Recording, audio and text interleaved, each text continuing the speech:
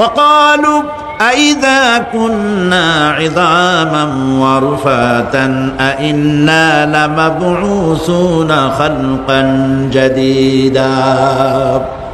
তারা বলতো যে আমরা মরে যাওয়ার পর আমাদের গোশতগুলি মিশে যাবে, হাড্ডি গুড্ডিগুলি পচে যাবে, এরপরে আমাদেরকে নতুন করে চিন্তা করা হবে। এটা মাথার মধ্যে ঢোকে না, কি আশ্চর্য ধরনের কথাটা হবে কি করে?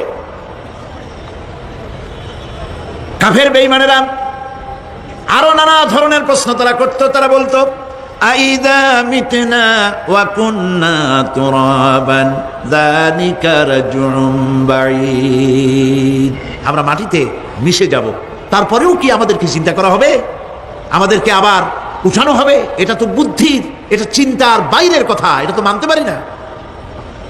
আসলে কাফেরদের এই বক্তব্য অনুযায়ী পরকালের জীবন বুদ্ধি বহির্ভূত নয়। ওরা যে বলে যে এটা আমাদের বুদ্ধিতে কুলায় না, আসলে তারা বুদ্ধি খাটায় নাই। কাফের তো বুদ্ধি খাটায় নাই। যেমন আমাদের ইউনিভার্সিটিতে ঢাকা বিশ্ববিদ্যালয়ে একজন ছিল, বেটা মরছে, হ্যাঁ আমি নাম নাই নিলাম, আপনারা তো বুঝে ভালাইছেন। সে কয় যে পরকাল বিশ্বাস করি না, বিয়া টিয়া মানি না। মরা এটা হইতে পারে, কিন্তু মরার পরে আরেকটা জীবন হবে, ওইখানে হিসাব হবে, বিচার হবে, এই সমস্ত মানি না। এর থেকে আমারে তোমরা আমি মরার পর হ্যাঁ মানে গোসল করাইও না, কাফন পরাইও না, জানাজা মানাজা এগুলি আমি বিশ্বাস করি না। নাউযুবিল্লাহ। কত বড় কপাল পোড়া, কত বড় কপাল পোড়া। ও মরার পর তার এই চিন্তা সম্পর্কে যখন আমি জানতে পেরেছি, আমার ধারণা হয়েছে ওই লোকটার উপরে আমার খুব দুঃখ হয় না। যেরকম কত কাফের আসছে, কত নাস্তিক আসছে, বিদায় হয়ে গেছে, এগুলো কোনো ব্যাপার না দুনিয়ার ইতিহাসে। সব থেকে বড় ব্যাপার হলো এই লোকটি বাংলা বিভাগে বছরের পর বছর, যুগের পর যুগ শিক্ষকতা করেছে ঢাকা বিশ্ববিদ্যালয়ে। সে কত সোনার টুকরা ছেলেকে কয়লার খড়ি বানায় দিয়েছে। এই জন্য বিশ্ববিদ্যালয়ে যারা চাকরি করে সরকারের দেখা উচিত কাদেরকে চাকরি সেখানে শিক্ষকতা করার জন্য কাদেরকে নিয়োগ করা হচ্ছে, তারা নামাজি কিনা, তারা পরিষ্কার কিনা, তারা জেনাকার কিনা, তারা মদ খায় কিনা, তারা শয়তানি করে কিনা, দেখে শুনে ভালো মানুষ দেওয়া উচিত। মরে গেল, তারপরে তাকে রাখা হলো ডায়াবেটিক সেন্টারের মারিচুয়ারি ডিপ ফ্রিজের মধ্যে। তিনি বলে গেলেন আমি মরার পর আমাকে মেডিকেল কলেজে পাঠাই দিও, তারা আমারে কাটা ছেঁড়া করিয়া তারপরে অপারেশন শিখবে। তো তার নসিহত অনুযায়ী তাই করা হলো, ওসিয়ত অনুযায়ী। যখন মেডিকেল কলেজের ছেলেরা টের পেল যে ওই নাস্তিকরা আনতেছে মেডিকেল কলেজে অপারেশন করে আমাদের শেখাবার জন্য, তারা বললো আল্লাহর রাস্তায় মাপ চাই, এই শয়তানের এদিকে আনবেন না। কারণ সারা জীবন সে আল্লাহরে মানে অস্বীকার করেছে। পরে কাটা ছিঁড়া করে আমরা যদি কিছু শিখি, তো তাই দিয়া যে রুগী ভালো হবে অপারেশন করলে সেটাও মরবে। সুতরাং মাপ চাই, ফিরাও। ফিরাইয়া এখন ওইটার কি অবস্থা হয়েছে আমি জানি না, লেটেস্ট নিউজ জানি না কোথায় আছে। যদি এখন কবর তো কপালে হইল না, এখন যদি রাস্তাও ভালায় দেয়, আমাদের দেশে কুত্তাও খাবে না। কারণ কুত্তাগুলি আমাদের দেশে এত অভদ্র না যে এত পচা বাসি লাশ খাবে, ওদের একটা রুচি টুচি আছে। প্রিয় ভাই সব, এদের চিন্তা, এদের বুদ্ধি হলো, এদের বুদ্ধি সীমিত বুদ্ধি। আর আল্লাহ কোরআনে বুদ্ধির কথা বলেন নাই, আল্লাহ বলেছেন জ্ঞানের কথা। আর ওরা হলো বুদ্ধিজীবী। ওরা কি জীবী কন? বুদ্ধিজীবী। আচ্ছা আপনারা একটা প্রশ্নের জবাব দেন তো, দুনিয়ার সব থেকে বড় বুদ্ধিজীবী কেনা? মাশাআল্লাহ, আপনাদের ওয়াজ না শুনাইলেও হবে, আপনারা তো জানি ফেলেছেন সব। সব থেকে বড় বুদ্ধিজীবীর নাম হলো শয়তান। আর সব থেকে বড় জ্ঞানীর নাম হযরত আদম আলাইহিস সালাম। মানুষের মধ্যে সর্বপ্রথম আল্লাহ তাকে জ্ঞান দান করেছিলেন। সুবহানাল্লাহ। আল্লাহ পাক কোরআনের মধ্যে কোথাও বলেন নাই যে আমি বুদ্ধি দিছি। আল্লাহ পাক বলেছেন ওয়া আল্লামা আদামাল আসমাআ কুল্লাহা, আমি আদমকে সমস্ত জিনিসের জ্ঞান দিয়েছি, নামগুলো শিখাইছি। সুবহানাল্লাহ। ওয়ালাকাদ আতাইনা লুকমানাল হিকমা, আমি লোকমানকে জ্ঞান দান করেছি। ওয়ালাকাদ আতাইনা দাউদা ওয়া সুলাইমানা ইলমা, আমি দাউদ আর সুলাইমানকে কি দিছি? বুদ্ধি দিছি। কি দিছি? জ্ঞান দান করেছি। ইব্রাহিম আলাইহিস সালাম বলেছেন হে আমার আব্বা, হে আমার পিতা, আমার কাছে এমন জ্ঞান এসছে যে জ্ঞান আপনার কাছে নাই। ফাত্তাবিউনি আহদিকা সিরাতান সাবিয়্যা, আপনি আমার অনুসরণ করেন, আমি আপনাকে সোজা রাস্তায় উঠাই দেব। সুবহানাল্লাহ। আমার কাছে এমন ইলম আসছে। কোরআনে কারীমে আল্লাহ রাব্বুল আলামিন বুদ্ধি শেখো, আল্লাহর কাছে বুদ্ধি কামনা করো, এটা তিনি এক জায়গাও বলেন নাই। বলেছেন আমার কাছে দোয়া চাও, রব্বি জিদনি ইলমা। পড়েন সবাই, রব্বি জিদনি ইলমা। আবার বলেন, রব্বি জিদনি ইলমা। আল্লাহ তুমি আমার জ্ঞান বৃদ্ধি করে দাও। শয়তান ছিল বুদ্ধিজীবী, আদম আলাইহিস সালাম ছিলেন জ্ঞানী। শয়তান সুদ্দা। আল্লাহ পাক যখন সকলকে বললেন উসজুদু লিআদামা, সবাই মিলে আদমরে সেজদা দাও, ফাসাজাদু, সবাই মিলে সেজদা করলো, ইল্লা মিস্টার ইবলিস সেজদা করলো না। আবা ওয়াস্তাকবারা ওয়া কানা মিনাল কাফিরিন, কপাল পুড়লো, জম্মের পোড়া। এখন ও যে বুদ্ধিজীবী, দুনিয়ার বড় বুদ্ধিজীবী, দেখেন অবস্থা। আল্লাহ পাক জিজ্ঞেস করলেন, ইবলিস রে, আমার হুকুমটা তুই মানলি না কেন? কোন জিনিস তোরে বাধা দিল আমার হুকুম অমান্য করতে, মানলি না কেন? ও তখন, ও তো বুদ্ধিজীবী, বুদ্ধির আশ্রয় নিয়েছে। সে বলছে, আল্লাহ পাক, এটা মানি নাই একটা বৈজ্ঞানিক কারণেই, একটি দার্শনিক কারণেই মানতে পারি নাই। কারণ হচ্ছে খালাকতানি মিন নার ওয়া খালাকতাহু মিন তিন, তারে বানাইছো মাটি দিয়া, আমারে বানাইছো আগুন দিয়া, আনা খায়রুম মিনহু, আমি ওর থেকে অনেক ভালো, নাউযুবিল্লাহ। কত বড় কপাল পোড়া। আগুনের গতি হলো ঊর্ধ্বমুখী, মাটির গতি নিম্নমুখী। ঊর্ধ্বগতি সম্পন্ন একটা জিনিসকে নিম্নমুখী জিনিসের সামনে মাথা নত করতে বলা তোমার একটা অবৈজ্ঞানিক অদার্শনিক হুকুম হয়ে গেছে, নাউযুবিল্লাহ মিন যালিক। আল্লাহ পাক বললেন, ইন্নাকা রাজীব, মরদুদ, বিতাড়িত, সব আমল বরবাদ করে দিলাম। দেখেন, অপরাধ শয়তান করেছে, অপরাধ আদম আলাইহিস সালাম করেছে। একজন অপরাধ করে শয়তান হয়ে গেল, আর একজন অপরাধ করে আল্লাহর পয়গম্বর হয়ে গেলেন। সুবহানাল্লাহ বলবেন না? কেন? কারণ হলো শয়তান বুদ্ধিজীবী, বুদ্ধির আশ্রয় নিল। আদম আলাইহিস সালাম তিনি বুদ্ধির আশ্রয় নেন নাই, তিনি আকলের, তার জ্ঞানের কাছে তিনি আশ্রয় নিয়েছেন। অর্থাৎ তিনি চিন্তা করতেছিলেন যে আল্লাহ পাক আমাকে নিষেধ করলেন একটা গাছের কাছে যেতে, আমিও গেলাম, বউও গেল, যা নিষেধ করলেন সেটা করলাম। এখন যদি আল্লাহ আমারে প্রশ্ন করেন যে আমার হুকুম অমান্য করলা কেন, কি জবাব দেব? আদম আলাইহিস সালাম জবাব খুঁজে পাচ্ছিলেন না। কিন্তু আমি ওই আয়াত তেলাওয়াত করার পর সর্বপ্রথম সেই ছাত্র জীবনে আমি চিন্তা করলাম জবাবটা একটা দিতে উনি পারতেন। ছাত্র মানুষের মধ্যে তো নানান চিন্তা আসে, তো আমার চিন্তা আসলে উনি একটা জবাব তো দিতে পারতেন, আমাদের আবাল বাসার একটা জবাব তো দিতে পারতেন, এই যে আল্লাহ পাক সবই ঠিক আছে, অপরাধ আমি করেছি, ভুল আমি করেছি, কিন্তু আমার এটা জানতে ইচ্ছে হয়, জান্নাতের সমস্ত নাজ নেয়ামত আমার জন্য তুমি জায়েজ করে দিলা, যে গাছটার কাছে যাওয়া যাবে না, ফল খাওয়া যাবে না, এরকম একটা গাছ জান্নাতের মধ্যে বানাইয়া আমার বিপদে ভালাইলা কেন? এরকম একটা জবাব তিনি দিতে পারতেন, কিন্তু তিনি দেন নাই। কারণ তিনি বুঝতে পেরেছেন মহাশক্তিধর আকাশ আর জমিনের মালিক আল্লাহ রাব্বুল আলামিনের সামনে আর্গুমেন্ট চলে না, তার সামনে আর্গুমেন্ট চলে না, সারেন্ডার চলে, আত্মসমর্পণ করা চলে। হযরত আদম আলাইহিস সালাম কোন আর্গুমেন্টের কাছে গেলেন না, কেঁদে কেঁদে অস্থির হয়ে যাচ্ছেন। আল্লাহ রাব্বুল আলামিন যখন প্রশ্ন করবেন, আদম রে, আমার হুকুম ভাঙলি কেন, অমান্য করলি কেন, কি জবাব দেব? আর ঠিক সেই মুহূর্তেই রব্বুল আলামিন প্রশ্ন করলেন, আদম রে, আমার হুকুম অমান্য করলে কেন?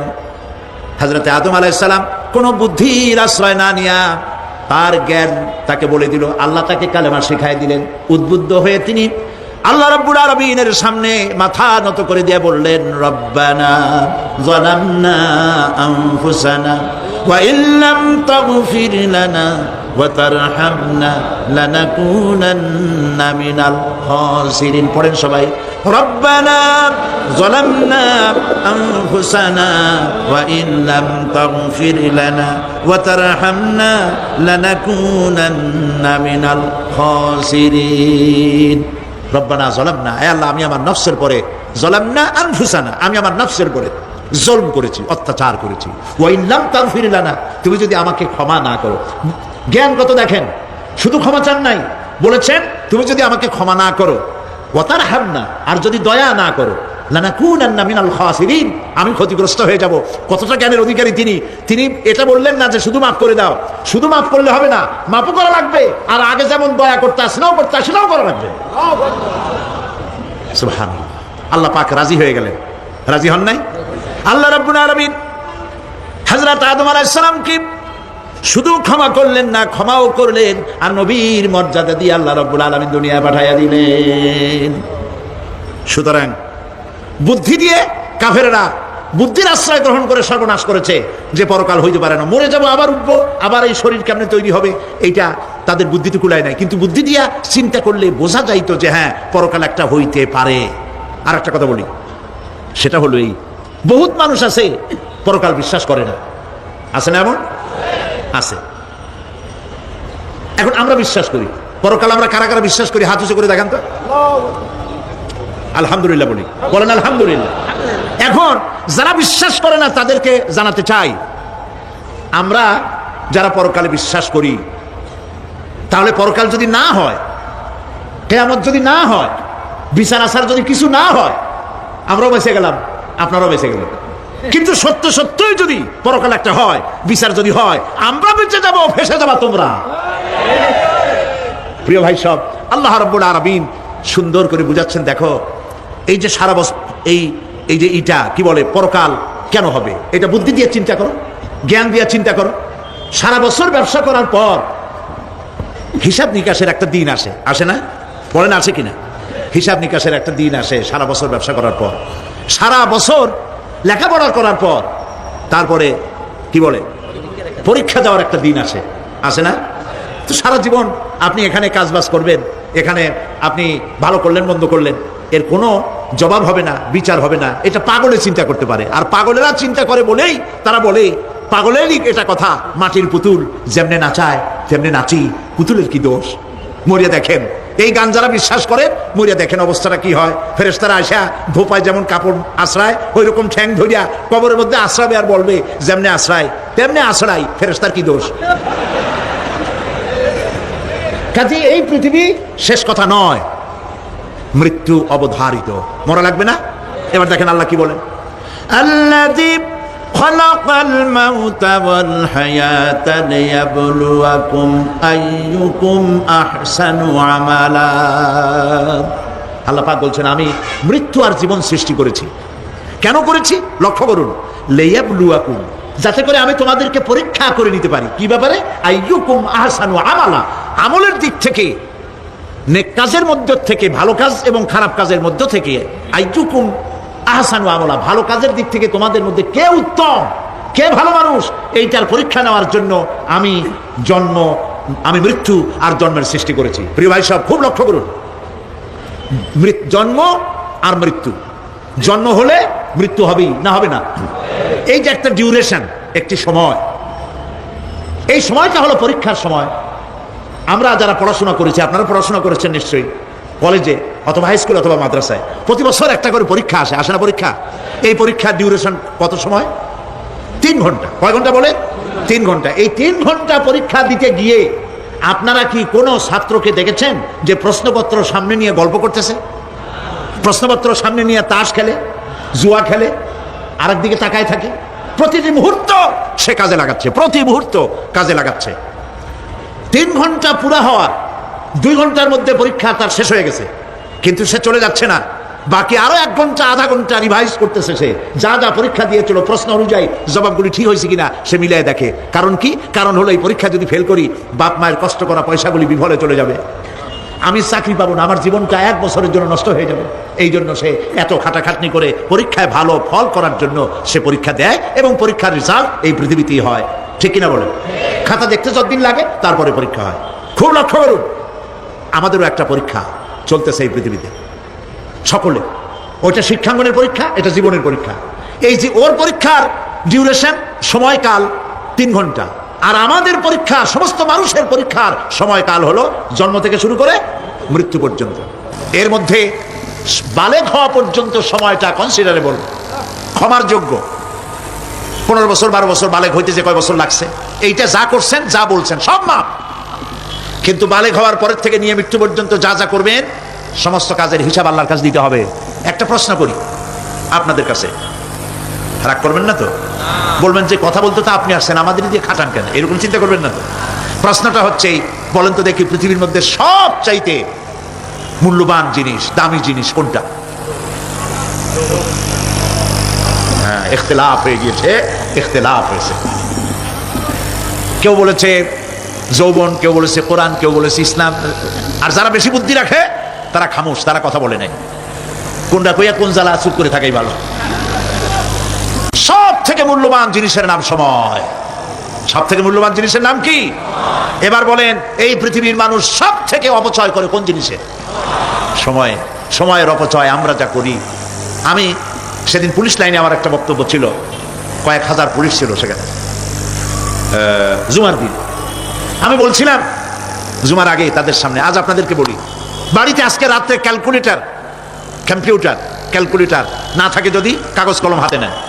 জীবনের 15 বছর বাদ দেন, এখন আপনার বয়স এখন যা এই বয়সে প্রতিদিন ওই যৌবন প্রাপ্তির পর থেকে নিয়ে এই পর্যন্ত প্রতিদিন টেলিভিশনের সামনে নাটক দেখার জন্য, সিনেমা দেখার জন্য, ন্যাশনাল জিওগ্রাফি দেখার জন্য, ডিসকভারি দেখার জন্য, স্পোর্টস দেখার জন্য প্রতিদিন কয়েক ঘন্টা টিভির সামনে আপনি বসেন।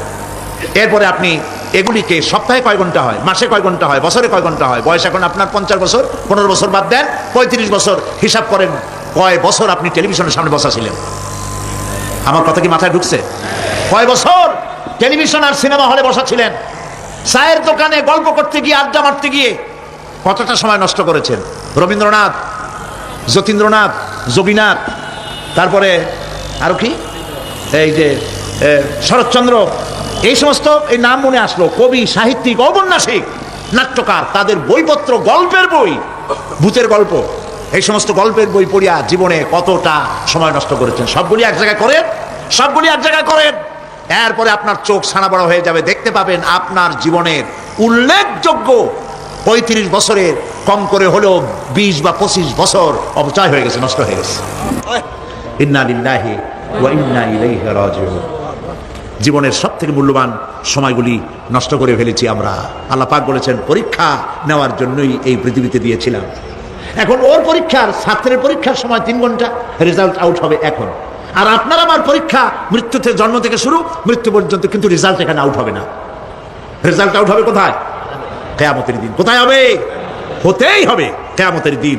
সেদিন এই পৃথিবীতে যারা ভালো কাজ করবে, ভালো কাজের জন্য আল্লাহ পুরস্কার দিবেন, আর মন্দ কাজ যারা করবে তাদের জন্য তিরস্কার তারা পাবেই। এই জন্য বিচার, কিয়ামত হওয়া, বিচার হওয়া, এটা বিবেকের দাবি, এটা জ্ঞানের দাবি। যারা বুদ্ধিজীবী দাবি করে, কপাল পোড়া, এরা এটা বোঝে না, এদের মাথার মধ্যে এটা ঢোকে না। ঠিক কিনা বলে? প্রিয় ভাই সব, কিয়ামত হবে এবং কিয়ামতে আল্লাহর দরবারে আমাদের সকলকে উঠতে হবে, এতে কোনো সন্দেহের অবকাশ নাই। এবার দেখেন আল্লাহ পাক এবার যুক্তি দিয়ে বুঝাচ্ছেন। সুবহানাল্লাহ বলেন। তোমরা যারা বলো যে মরে যাব, পচে যাব, মাটির সাথে মিশে যাব, আবার জিন্দা হবো কেমনে? আল্লাহ বলে কেমনে জিন্দা হবা বুঝাই। সুবহানাল্লাহ বলেন। আল্লাহ রাব্বুল আলামিন বলেন, আল্লাহুল্লাযী আরসালার রিয়াহা ফাতুসিরু সাহাবা ফাসুকনাহু ইলা বালাদিন মাইয়িতিন ফাআহইয়ানা বিহিল আরদা বা'দা মাউতিহা কাযালিকান নুশুর। আল্লাহ পাক বলেন, লক্ষ্য করে দেখো, সমুদ্রের লবণাক্ত পানিগুলি বাষ্পীয় আকারে মেঘমালায় পরিণত করে দেই, আর বাতাসকে হুকুম করি মেঘটাকে টেনে নিয়ে যাও অমুক জায়গায়। আল্লাহ যেখানে বৃষ্টি দিতে চান, বাতাস মেঘকে ঠেলে নিয়ে সেখানে নিয়ে আসে। বৃষ্টির পানিগুলি পড়ল। আল্লাহ পাক বলেন, আকাশের সেই বৃষ্টির পানি দিয়া মরা জমিনকে আমি জিন্দা করে দিলাম। ফাআহইয়ানা বিহিল আরদা বা'দা মাউতিহা। এই মৃত্যু জমিনকে আমি জিন্দা করলাম, সেখানে তুমি বীজ বপন করলে, সেই বীজগুলি, বীজের মাথা ফাটাইয়া চারাগুলি কে বাইর করে দিল? মাটির আস্তরণ, মাটির আস্তরণের মধ্যে কদুর বিচি, লাউর বিচি। আপনারা কদু কন না লাউ বলেন? যেটাই হোক, বুঝলেই হইল, কদু অথবা লাউ একই কথা। অথবা যে কোনো শাক সবজি, উদ্ভিদ, এর চারা, এর বীজ মাটিতে দেওয়া হলো। মাটিটা ফেটে চারা, যে পাতা দুটো বেরিয়ে আসলো, এই পাতা কি শক্ত না নরম? তাহলে মাটিটা ফাটাইয়া পাতা দুটো বাইর করে দিল কে? সুবহানাল্লাহ বলে। মরা জমিন থেকে, মরা জমিনে বৃষ্টির পানি দিয়ে জমিনটাকে জিন্দা করে, তার ভিতর থেকে আমি এভাবে করে জিন্দা করি, উদ্ভিদগুলিকে জিন্দা করে দেই। ঠিক একইভাবে কাযালিকান নুশুর, এইভাবে করে কিয়ামতে তোমাদেরকে উঠানো হবে। সুবহানাল্লাহ। লাল শাক দেখছেন? লাল শাক খান না আপনারা? বিচিগুলো ছোট ছোট, বিচিগুলি ছড়ায় দেন, দেখবেন কয়েকদিনের মধ্যে মাটির থেকে সব উদ্গত হয়ে যাবে। আল্লাহ পাক এই পৃথিবীতে আমাদের সৃষ্টি করেছিলেন, কবরের মধ্যে আমরা চলে যাব। সে কবর কি, হাসর কি, ইত্যাদি বলবো ইনশাআল্লাহ ধীরে ধীরে। তো মাটির ভিতর থেকে এই গাছগুলি, চারাগুলি যেভাবে উদ্গত হয়, আল্লাহ পাক বলছেন এইভাবে করে আমি তোমাদেরকে জিন্দা করব, আবার উঠাবো, এতে কোনো সন্দেহ নাই। সুবহানাল্লাহ। রব্বুল আলামিন দৃষ্টান্ত দিয়ে বুঝাচ্ছেন, আলাম ইয়াকুন নুতফাতাম মিন মানিয়্যিন ইউমনা সুম্মা কানা আলাকাতান ফাখালাকা ফাসাওয়া ফাজআলা মিনহু যাওজাইনি আয-যাকারা ওয়াল উনসা। আল্লাহ পাক বলেন, মানুষকে নিকৃষ্টতম মাতৃগর্ভে নিক্ষিপ্ত এক ফোঁটা পানি ছিল না, আমি তার থেকে আকার আকৃতি দিয়ে সুগঠিত করে মানুষের আকার দান করেছি, আর মায়ের পেটের ভিতরে আমি নারী আর পুরুষ বানাইছি, কন্যা সন্তান এবং পুত্র সন্তান বানাইছি। সুবহানাল্লাহ। এখন মানুষে কয় যে আমরাও পারি। এই যে ক্লোনিং সিস্টেম একটা শুরু হয়েছে, শুনছেন আপনারা? কথা না কইলে বুঝি কি? ক্লোনিং পদ্ধতি। এটি ক্লোনিং পদ্ধতি বিজ্ঞানীরা যারাই কাজটা করতেছে তারা বিশ্ব সভ্যতাকে বিনষ্ট করার একটি মারাত্মক কাজে তারা হাত দিয়েছে। ক্লোনিং পদ্ধতিতে যে যা কিছু তৈরি হয়, এর আগে ভেড়ার বাচ্চা হয়েছে, ছাগলের বাচ্চা বানাইছে, সেগুলি তার মায়ের মতোই হয়েছে অথবা পিতার মতো হয়েছে। পিতার ডিএনএ নিয়ে একটা পুরুষ জাতীয় জন্তুর ডিএনএ অথবা স্ত্রী জাতীয় একটি জন্তুর ডিএনএ নিয়ে তারপরে বিশেষ প্রক্রিয়ার মাধ্যমে সন্তান, এই বাচ্চা উৎপাদনের ব্যবস্থা তারা শুরু করেছে পশু দিয়ে। এরপরে মানুষ এভাবে করা যায় কিনা সেই চিন্তা তারা করেছে। ইতিমধ্যে নাকি দুটো বাচ্চা হয়েছে, এটা সত্য না মিথ্যা এখনো যাচাই করা যায় নাই। কিন্তু পশুর থেকে যেগুলো হয়েছে সবগুলি রোগ নিয়ে আসছে পৃথিবীতে, গেল 1 নম্বর কথা। 2 নম্বরে ডিএনএর মাধ্যমে যে মানব শিশু পয়দা হয় তার সবগুলি তার মায়ের অনুকরণে হয়। একেবারে অবিকল মায়ের চেহারা নিয়ে আসতেছে, অবিকল পিতার চেহারা নিয়ে আসতেছে। চিন্তা করুন, এই মেয়ে যখন বয়সপ্রাপ্তা হবে তখন তার পিতা কি করে বুঝবে তার বউ কোনটা আর মেয়ে কোনটা? কথা শুনতেছেন? পিতার অবিকল চেহারা নিয়ে একটা সন্তান আসলো, এখন সন্তান বড় হয়েছে, তার মা কি করে বুঝবে যে আমার স্বামী আসছেন, আমার ছেলে আসছে? মানুষের এই হাজার হাজার crore crore million billion trillion মানুষ আল্লাহ পাক সৃষ্টি করেছেন এই পৃথিবীতে। একটা মানুষের চেহারার সাথে আরেকটা মানুষের মিল, গলার আওয়াজেরও মিল নাই। যতই নকল করার চেষ্টা করুক একজন আরেকজনের, ধরা পড়েই। ঠিক কিনা কন? ধরা পড়বেই। গলার আওয়াজের সাথে মিল থাকতো কি হইতো? এই যে মাহফিলে আসছেন আপনার ওয়াজ শুনতে, বউ আছে বাড়ি, আপনার অবিকল আপনার আওয়াজের মতো একজন, গলার আওয়াজ ঠিক একই রকম, আপনার ঘরের দরজা কাছে যেয়ে বলতো, শুনছো আমি আসছি, দরজা খুলে দাও। তারপর দরজা খুললে কি হইতো চিন্তা করেন? সুবহানাল্লাহ বলবেন না? সুতরাং ক্লোনিং পদ্ধতিতে যারা মানুষ বানাবার চেষ্টা করছে বিশ্ব সভ্যতাকে ধ্বংস করার জন্য, নৈতিকতার বাঁধকে ভেঙে দিয়ে পৃথিবীকে জেনা ব্যভিচারের একটি বিশাল একটি জাহান্নামে পরিণত করার জন্য তারা এই চেষ্টা চালাচ্ছে। উচিত হবে পৃথিবীর সমস্ত নেতৃবৃন্দ, বিশ্ব নেতৃবৃন্দের ঐক্যবদ্ধ হয়ে এই দুঃসাহসিক কাজকে বাধা দিয়ে বন্ধ করে দেওয়া উচিত। আল্লাহর সৃষ্টির সাথে পাল্লা দিতে গেলে ধ্বংস ছাড়া পথ থাকবে না। লক্ষ্য করেছেন? আপনি সাক্ষী দিলে আজ এক সাক্ষী দেবেন, কালকে বলবেন যে ওই সাক্ষী আমি দেইনি। আজকে সই করেছেন, কালকে বলবেন ওই সই আমি করি নাই। কিন্তু আল্লাহ রাব্বুল আলামিন আপনার ফিঙ্গারপ্রিন্ট, আপনার আঙ্গুলের ছাপ এমন করে দিয়েছেন, এই আঙ্গুল দিয়ে যদি কাগজের উপর একটা টিপ মারেন, টিপ সই করেন, আপনার বাবা কবর থেকে উঠে এসেও বলতে পারবে না যেটা আপনার না। আদম আলাইহিস সালাম থেকে নিয়ে আজ পর্যন্ত, আজ থেকে নিয়ে কিয়ামত পর্যন্ত যত মানুষ পৃথিবীতে এসেছে আর আসবে, কোন মানুষের আঙ্গুলের রেখার সঙ্গে আর একজন আঙ্গুলের রেখার মিল হবে না। এ হচ্ছে আমার আল্লাহর সৃষ্টি। সুবহানাল্লাহ। সুতরাং তিনি বলছেন, আমি মাতৃগর্ভের ভিতরে সন্তান তৈরি করি, সেই সন্তানকে কোনটা কন্যা সন্তান, কোনটা পুত্র সন্তান আমি বানাই। এই কাজটা যিনি পারেন, এবার দেখেন সামনে কি বলতেছেন আল্লাহ। এই কাজটি যিনি করতেছেন, আলাইসা যালিকা বিকাদিরিন আলা আইয়ুহিয়াল মাউতা, এত বড় কাজ যিনি সম্পাদন করেছেন, এক ফোঁটা নাপাক পানি, এক ফোঁটা নিকৃষ্ট গান্দা পানি যা শরীর থেকে নির্গত হলে পরে গোসল ফরজ হয়ে যায়, এমন এক ফোঁটা পানি দিয়ে তোমার জন্মের উৎপত্তি করেছি, আকার দিলাম, হাত দিলাম, পাও দিলাম, চোখ দিলাম, সুন্দর করে বানালাম, তারপরে পৃথিবীতে পাঠালাম। এরপরে তুমি কি করে মনে করতে পারো যে সেই আল্লাহ তোমার মৃত্যুর পরে আবার চিন্তা করতে পারবে না? আলাইসা যালিক, আল্লাহ পাক কি তোমাকে মৃত্যুর পরে, আলাইসা যালিকা বিকাদিরিন, আল্লাহ পাকের পক্ষে এটা কি সম্ভব নয় যে তোমার মৃত্যুর পরে আল্লাহ আবার চিন্তা করবেন? বলেন অবশ্যই পারবেন, বলেন অবশ্যই পারবেন। প্রিয় ভাই সব, আল্লাহ পাক এরপরে বলছেন, ইয়া আইয়ুহান নাসু ইন কুনতুম ফি রাইবিম মিনাল বা'সি ফাইন্না খালাকনাকুম মিন তুরাব। হে মানব সকল, যদি সন্দেহ হয় যে আমি তোমাদের পরকাল সম্পর্কে যদি, পুনরুত্থান সম্পর্কে যদি তোমাদের সন্দেহ হয়, জানা থাকা উচিত আমি তোমাদেরকে মাটি দিয়ে সৃষ্টি করেছি, মাটির উপকরণ দিয়ে সৃষ্টি করেছি। এই মাটির সাথে মিশে যাবা, আবার উঠানো হবে। মাটিতে কবরের মধ্যে মুর্দা রাখার সময় কি বলি আমরা?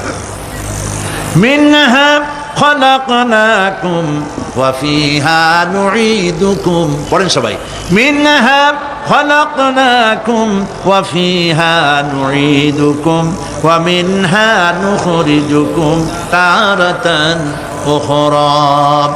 মাতৃগর্ভের ভিতরে মানুষকে আল্লাহ রাব্বুল আলামিন হাত পাও চক্ষু কর্ণনাসিকা দিয়ে সুন্দর করে মায়ের পেটের ভিতরে বানায়া এই পৃথিবীতে আল্লাহ পাক পাঠায় দেন। আর আল্লাহ পাক বলেন সুম্মা নুখরিজুকুম তিফলা, বাচ্চার আকারে মায়ের পেট থেকে বের করে দিলাম। যে আল্লাহ রাব্বুল আলামিন এইভাবে করে তোমাদেরকে সৃষ্টি করেন। যালিকা বিআন্নাল্লাহা হুয়াল হক। জেনে রাখো এ সব কিছু এই জন্যই ঘটে যেহেতু আল্লাহ রাব্বুল আলামিন, আল্লাহ তাআলা মহাসত্য। তিনি যা বলেন তাও সত্য, তার কথার মধ্যে কোনো রকমের বৈপরীত্য নাই। ব্যারোমিটার যন্ত্র আছে, যে যন্ত্রের মাধ্যমে আবহাওয়া মাপা হয়, বৃষ্টি হবে কি হবে না, ঝড় হবে কি হবে না, জলোচ্ছ্বাস হবে কি হবে না, এগুলি ব্যারোমিটার যন্ত্র দিয়া, আবহাওয়া মাপা যন্ত্র দিয়ে তারা মাপে। কিন্তু আপনারা কি কখনো শুনেছেন যে রেডিও টেলিভিশনে বলা হয়েছে সন্দ্বীপ, কুতুবদিয়া, হাতিয়া, সেন্ট মার্টিন এবং বাঁশখালী, আর কি কোন দু একটার নাম, কক্সবাজার, পতেঙ্গা ইত্যাদির উপর দিয়ে 280 মাইল স্পিডে ঝোড়ো হাওয়া প্রবাহিত হবে। আগামীকাল 30 ফিট উঁচু হয়ে জলোচ্ছ্বাস হবে, এরকম কথা বলে কেউ? কি বলে? হইতে পারে, হইতে পারে, বজ্র সহ বৃষ্টিপাত হতে পারে। এবার কোরআন শরীফ দেখুন তো, কোরআন শরীফে কোথাও আছে পরকাল হইলেও হইতে পারে, কবর আযাব এটাও হয়তো হইতে পারে, জান্নাত আর জাহান্নাম থাকতেও পারে, এরকম কথা আছে? সব কথা ডাইরেক্ট, কোন কথার ভিতরে কোন রকমের বৈপরীত্য নাই। আল্লাহ রাব্বুল আলামিন বলেছেন ইযাস সামাউ ফাতারাত, আকাশসমূহ যখন বিদীর্ণ হয়ে যাবে, ওয়া ইযাল কাওয়াকিবু তাসারাত, আর যখন তারকাসমূহ বিক্ষিপ্ত হয়ে পড়বে, ওয়া ইযাল কুবুর বুসিরাত, আর যখন কবরের ভিতরে যা কিছু আছে সব উদ্গীরণ করে দেওয়া হবে। সমস্ত কথাগুলি ডাইরেক্ট। যালিকা বিআন্নাল্লাহা হুয়াল হক, যেহেতু আল্লাহ মহাসত্য। ওয়া মান আসতাকু মিনাল্লাহি কিলা, আর আল্লাহর চাইতে সত্যবাদী আর কে আছে? বলেন আছে কেউ? সে আল্লাহ রাব্বুল আলামিন বলেন এত কিছু কাজ এত সুন্দর ব্যবস্থাপনা করে যিনি করেন, ওয়া আন্নাহু ইউহিল মাউতা ওয়া আন্নাহু আলা কুল্লি শাইইন কাদির। সে আল্লাহ রাব্বুল আলামিন তোমাদেরকে তোমাদের মৃত্যুর উপরে আবার জিন্দা করবেন, এতে সন্দেহ করার কোনো কারণ নাই। وأن الساعة آتية لا ريب فيها وأن الله يبعث من في القبور। আল্লাহ পাক বলছেন অবশ্যই কিয়ামত আসবে, তাকে কেউ বিন্দুমাত্র এতে কোনো সন্দেহ নাই। আর وأن الله يبعث من في القبور, আর আল্লাহ পাক অবশ্যই কবরে যা কিছু আছে সব বের করে নিয়ে আসবেন। কান্নাহুম জারাদুম মুনতাশির, যেমন আপনারা দেখছেন কিনা এই যে যখন বন্যা বলে, পানি টানি যখন ওঠে, বন্যা নাকি বলে, তুফান, বন্যা ইত্যাদি যখন হওয়ার সম্ভাবনা হয়, তখন মাটি থেকে, গ্রাম্য পরিবেশে দেখা যায় মাটি থেকে পোকামাকড়গুলি এভাবে উঠতে থাকে। দেখছেন না? আপনারা দেখছেন কিনা? পাখাওয়ালা পিঁপড়াগুলি এভাবে সব উঠতে থাকে। কান্নাহুম জারাদুম মুনতাশির, এইভাবে করে পোকামাকড় পতঙ্গগুলি যেভাবে মাটি থেকে উদ্গত হতে থাকে, সমস্ত খবরগুলি থেকে মানুষগুলি ভাবে উদ্গত হয়ে যাবে। তবে হ্যাঁ, আপনারা একটা প্রশ্ন করতে পারেন যে কবর দিয়ে সব উঠবে, কিন্তু যে মানুষের বাগে খাইছে তার কি হবে? যে মানুষ আগুনে পড়ে গেছে তার কি হবে? যে নদীর মধ্যে ডুবে গেছে তার কি হবে? যে কুমিরের পেটে চলে গেছে তার কি হবে? এরকম একটা প্রশ্ন আপনারা করতে পারেন। কবর কাকে বলে সেটা আমাদের জানতে হবে। কবর শুধু মাটির গর্তটাকেই কবর বলা হয় না, এটি আলমে বারজাখ, এটি পর্দা, এটা জবনিকা। মৃত্যুর পরের জীবনটাই হলো আলমে আখিরাত পর্যন্ত যাইতে যে জীবনটা লাগে, যে একটি সময় আছে, এই সময়টার নামটাই হলো কবর। সেটা গর্তের মধ্যে হইতে পারে, মাটির মধ্যে, সেটা বাঘের পেটে হতে পারে, সেটা কুমিরের পেটে হতে পারে, সেটা পানিতে পৌঁছে যেতে পারে, এটা কোনো বিষয় না। আল্লাহ পাক উঠাতে চাইবেন এবং সমস্ত কিছুকে কিয়ামতের দিন আল্লাহ রাব্বুল আলামিন তার দরবারে হাজির করবে। তাহলে আমরা বুঝতে পারলাম যে কিয়ামত যে হবে এই ব্যাপারে কোনো সন্দেহের অবকাশ না। এখন ওই কিয়ামতের দিন আল্লাহ রাব্বুল আলামিন আমাদের বিচার নেবেন, হিসাব করবেন। দুনিয়ায় যে পরীক্ষা দিয়েছিলাম, এই পরীক্ষায় যদি কেউ একবার ফেল করে, আর একবার পরীক্ষা দিয়ে পাস করার সুযোগ আছে। আরো একবার যদি ফেল করে আবার পরীক্ষা দিয়ে পাস করার সুযোগ আছে। 10 বার পরীক্ষা দিবেন, 10 বার ফেল করবেন। 100 বার পরীক্ষা দিবেন, 100 বার ফেল করবেন, তারপরেও আবার পরীক্ষা দেওয়ার সুযোগ আছে। কিন্তু কিয়ামতের ময়দানে যদি কোনো মানুষ তার জীবনের পরীক্ষায় যদি ফেল করে, দ্বিতীয়বার পরীক্ষা দিয়া পাস করার আর কোনো সুযোগ নাই। এই পৃথিবীতে জজ কোর্টে কেউ হেরে গেল, হাইকোর্টে আপিল করার সুযোগ আছে। হাইকোর্টে যদি হেরে যায়, সুপ্রিম কোর্টে কেস করে জেতার সুযোগ আছে, আপিল করার সুযোগ আছে। সুপ্রিম কোর্টেও হেরে গেল, প্রেসিডেন্টের কাছে জীবন ভিক্ষা চাওয়া যাইতে পারে। কিন্তু কিয়ামতে আখিরাতে আদালতে ওই জায়গায় মানুষ যদি একবার তার জীবনের মামলায় হেরে যায়, দ্বিতীয়বার আপিল করার আর কোনো জায়গা নাই। কঠিন জায়গা, সেই জায়গা হবে এবং সেখানে সবাইকে উঠতেই হবে। সুতরাং এই যে প্রশ্ন করা হয় যে এই কিয়ামত কবে হবে, এটা বিশ্বাস করি না, হ্যান ত্যান ইত্যাদি, মরলে আবার জিন্দা করবে কে, এইসব প্রশ্নের কোনো দাম নাই। আল্লাহ পাক এই ব্যাপারে আরেকটি কথা বলছেন, ইয়াসআলুনাকা কাআন্নাকা হাফিজুন আনহা কুল ইন্নামা ইলমুহা ইনদাল্লাহ ওয়ালাকিন্না আকসারান নাসি লা ইয়ালামুন। হে নবী, এরা আপনার কাছে এই প্রশ্নটা করে এইভাবে যে কিয়ামত কবে আসবে, মনে হয় যেন আপনি এটা জানেন। এই ইলম কিয়ামত কবে হবে মনে হয় যেন আপনি এটা জানেন, সেই জন্য তারা এই প্রশ্নটা করছে। আসলে কুল ইন্নামা ইলমুহা ইনদাল্লাহ, কিয়ামত কবে হবে এটা কে জানেন? ওয়ালাকিন্না আকসারান নাসি লা ইয়ালামুন, অবশ্যই অধিকাংশ মানুষেরা এটা জানে না। কিয়ামত কবে হবে এটা একমাত্র আল্লাহ পাক জানেন। পরকালের জীবন যে হবে এতে কোনো সন্দেহ নাই, সেই ব্যাপারে আল্লাহ পাক বলছেন, আআনতুম আশাদ্দু খালকান আমিস সামাউ বানাহা। তোমরা যে পুনরুত্থান সম্পর্কে অস্বীকার করো, এবার চিন্তা করো, তোমারে বানানো কঠিন না ওই মহা আকাশটা বানানো কঠিন? কোনটা কঠিন বলেন না আপনারা, কোনটা কঠিন? আপনারা একটু তাকায় দেখেন তো, এই যে বিশাল প্যান্ডেল, এই প্যান্ডেলে খুঁটি আছে না নাই? আছে কিনা? কতগুলা খুঁটি গুনতে আপনার আধা ঘন্টা খানিক সময় লাগবে, ঠিক না? এই একটা প্যান্ডেল বানাতে যদি এতগুলি খুঁটি লাগে, তাহলে বিশাল আকাশে যদি এইরকম খুঁটি লাগতো আকাশটারে ঝুলাই রাখার জন্য, তাহলে চিন্তা করেন তো, খুঁটির জ্বালায় গাড়ি গাড়ি চালানো যাইতো? আছে কোনো খুঁটি? জোরে বলেন, আছে? নাই। ওই আকাশটাকে আল্লাহ পাক বলছেন, আনতুম আশাদ্দু খালকান আমিস সামাউ বানাহা। তোমারে বানানো কঠিন না ওই বিশাল আকাশ বানানো কঠিন? কোনটা কঠিন ছিল? তো ওই আকাশটা বানানোই তো আল্লাহ পাকের কাছে সহজ হয়ে গেছে। তাহলে তোমারে একবার বানাইয়া যে একবার বানাতে পেরেছেন, তিনি আবার চিন্তা করতে পারবেন না, এই চিন্তা কেন করো? আল্লাহ রাব্বুল আলামিন কোরআনে কারীমের ভিতরে পরিষ্কার করে বলেছেন, ওরা বলে, কাফের বেঈমানেরা বলে, ক্বালা মাইয়ুহইল ইযামা ওয়া হিয়া রামীম। আমাদের হাড় গোড় যখন পচে যাবে, গলে যাবে, কে আমাদের জিন্দা করবে? জবাবে আল্লাহ পাক বলেন, হে নবী আপনি বলুন, কুল ইউহইয়াল্লাযী আনশাহা আউওয়ালা মাররা। আপনি বলে দিন যে আল্লাহ রাব্বুল আলামিন একবার তোমাকে সৃষ্টি করেছেন, প্রথমবার যিনি সৃষ্টি করেছেন, দ্বিতীয়বার মৃত্যুর পরে আবার তিনি জিন্দা করবেন। কেন বিশ্বাস করো না? সুতরাং এই যে আল্লাহ পাক মানুষকে মৃত্যু জীবন দিয়েছেন, এই জীবনের পরে মৃত্যু, মৃত্যুর পরে আবার আমাদের সকলকে উঠতে হবে এবং আল্লাহ পাকের দরবারে আমাদেরকে উপস্থিত হতে হবে। এই কথাগুলি যারা অস্বীকার করে, পরকাল যারা মানে না, তাদের সম্পর্কে আল্লাহ পাক বলছেন, ওয়াল্লাযীনা কাযযাবু বিআয়াতিনা ওয়া লিকাইল আখিরাতি হাবিতাত আমালুহুম। আল্লাহ পাক বলেন, যারা পরকালকে অস্বীকার করেছে, আখিরাত যারা মানে না, তাদের জিন্দেগীর সকল আমলগুলিকে আল্লাহ পাক বরবাদ করে দিবেন। পরকালের বিশ্বাসের উপরে ভিত্তি করেই মানুষের চরিত্র ভালো হইতে বলেন পারে। একটা দৃষ্টান্ত দেই, একটা দৃষ্টান্ত।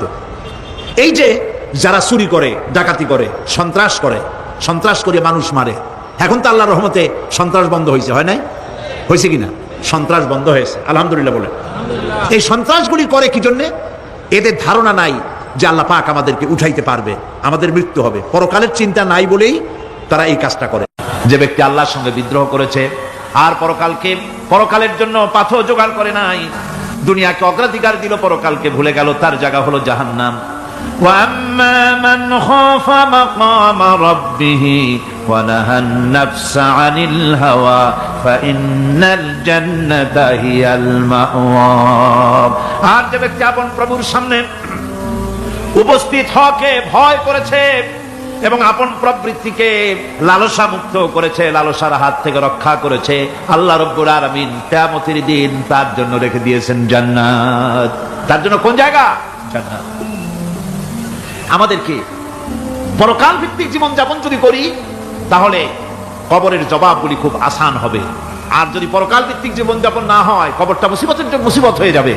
হযরত ওসমান রাদিয়াল্লাহু তাআলা আনহু কবরের কাছে গিয়ে খুব কাঁদতেন। সাহাবায়ে কেরাম প্রশ্ন করেছেন, হুজুর, রাসূল করিম সাল্লাল্লাহু আলাইহি ওয়াসাল্লাম যখন জান্নাত ও জাহান্নামের ওয়াজ করেন তখনও তো এত বেশি আপনি কাঁদেন না, যত বেশি কাঁদেন কবরের কাছে এসে, কারণ কি?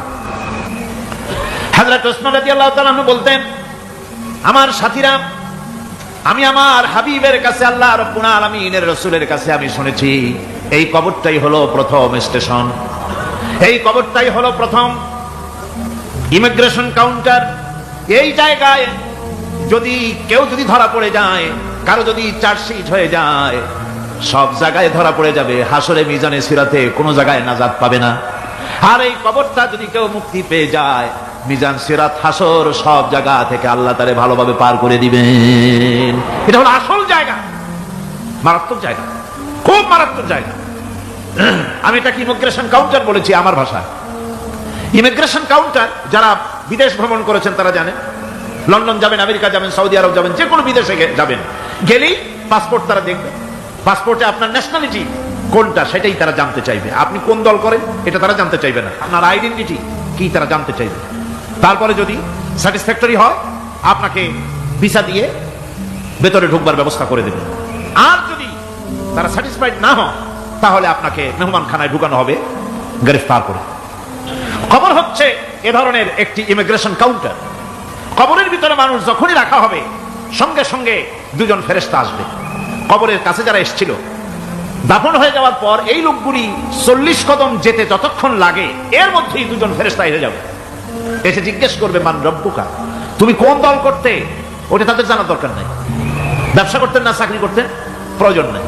প্রথমেই জিজ্ঞাসা করা হবে ন্যাশনালিটি, প্রথমেই জিজ্ঞাসা করা হবে তার ন্যাশনালিটি সম্পর্কে, তার আইডেন্টিটিটা কি, এবং সেটাকে সত্যায়িত করার জন্য, বোঝার জন্য 3টি প্রশ্ন। প্রথম প্রশ্ন, মান রব্বুকা ওয়া মা দীনুকা ওয়া মান নাবিয়ুকা, তোমার রব কে, তোমার দ্বীন কি, তোমার নবী কে। যদি এই ব্যক্তি বেঈমান হয়, মুনাফিক হয়, সে বলবে হায় হাতা লা আদরি, হায় হাতা লা আদরি, জানি না আমার রবকে, আমি জানি না। তোমার দিন কি, দিন কারে কয় বুঝি না। এরপরে আল্লাহর নবী জনাবে মুহাম্মদ রাসূলুল্লাহ সাল্লাল্লাহু আলাইহি ওয়াসাল্লামকে দেখানো হবে, বলা হবে মা কুনতা তাকুলু ফি হাদার রাজুল, এই ব্যক্তি সম্পর্কে তোমার ধারণা কি নিকে? বলবে আমি চিনি না। নাউযুবিল্লাহ। বাস, এরপরে তার যা হবার তাই শুরু হয়ে যাবে। আর যদি বান্দাটা মুমিন হয়, প্রশ্ন করা হবে মান রব্বুকা, জবাব দেবে রব্বি আল্লাহ, আমার রব আল্লাহ রাব্বুল আলামিন। ওয়া মা দীনুকা, দীনুনা ইসলাম, আমার দিন হচ্ছে ইসলাম। এরপরে আল্লাহর নবীকে দেখানো হবে। কয়েক রকমের বর্ণনা আছে, কোন বর্ণনায় আছে হুজুরের আকারে দেখানো হবে, অথবা রাসূলকে সরাসরি দেখানো হবে।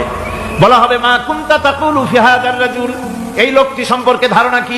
মুমিন ব্যক্তি বলবে হাদা নবিয়ুনা মুহাম্মাদুর রাসূলুল্লাহ সাল্লাল্লাহু আলাইহি ওয়াসাল্লাম, ইনি আমার তো সেই নবী মুহাম্মাদুর রাসূলুল্লাহ সাল্লাল্লাহু আলাইহি ওয়াসাল্লাম। আমরা যেন এই রকমের জবাব দিতে পারি, আল্লাহ কবুল করো। সকলে জোরে কোন আমিন। জবাব হয়ে যাওয়ার পর গায়ব থেকে আওয়াজ আসবে, ফাফরিশু বিল জান্নাতি ওয়ালবিসু বিল জান্নাহ, ও আমার ফেরেশতারা, আমার এই বান্দাকে জান্নাতের পোশাক পরায়া দাও আর কবরটাকে জান্নাতের বিছানা বিছায়া দাও। জান্নাতের পোশাক পরায়া দাও, জান্নাতের বিছানা বিছায়া দাও।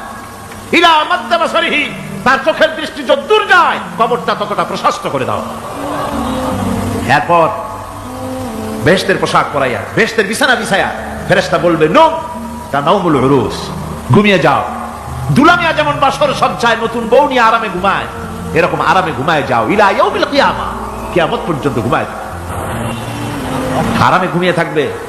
এরপরে সিংহায় ফুৎকার হবে, সিংহার ফুৎকারের আওয়াজে তার ঘুম ভেঙে যাবে, বলবে ইয়া ওয়াইলানা মান বা'সানা মিন মারকাদিনা, হায় আফসোস, আমার এত আরামের ঘুম থেকে কে আমাকে জাগ্রত করলো, আমার ঘুমটারে নষ্ট করলো কে? আওয়াজ আসবে হাদা মা ওয়াদার রহমান ওয়া সাদাকাল মুরসালুন, এটা হচ্ছে রহমানের সেই ওয়াদা, আর মুরসালিনরা নবীরা সত্য কথাই বলেছিলেন, সেই কিয়ামত অনুষ্ঠিত হচ্ছে। আমার বন্ধুগণ, সেজন্য এই দুনিয়ার মোহে পড়ে থাকলে পরে দুনিয়ায় যারা অগ্রাধিকার দিবে দুনিয়াকে পরকালের তুলনায়, জবাব দিতে পারবে না কবরের ভিতরে গিয়া। আর যারা পরকালকে অগ্রাধিকার দিবে, দুনিয়ার চাইতে পরকালকে বেশি অগ্রাধিকার দেবে, আর আল্লাহর ভয় কলিজার ভিতরে রাখবে, কবরের জবাব সঠিকভাবে দিতে পারবে, কিয়ামতের দিন আল্লাহ রাব্বুল আলামিন তাদের জন্য জান্নাত দান করবেন। জোরে বলেন আমিন।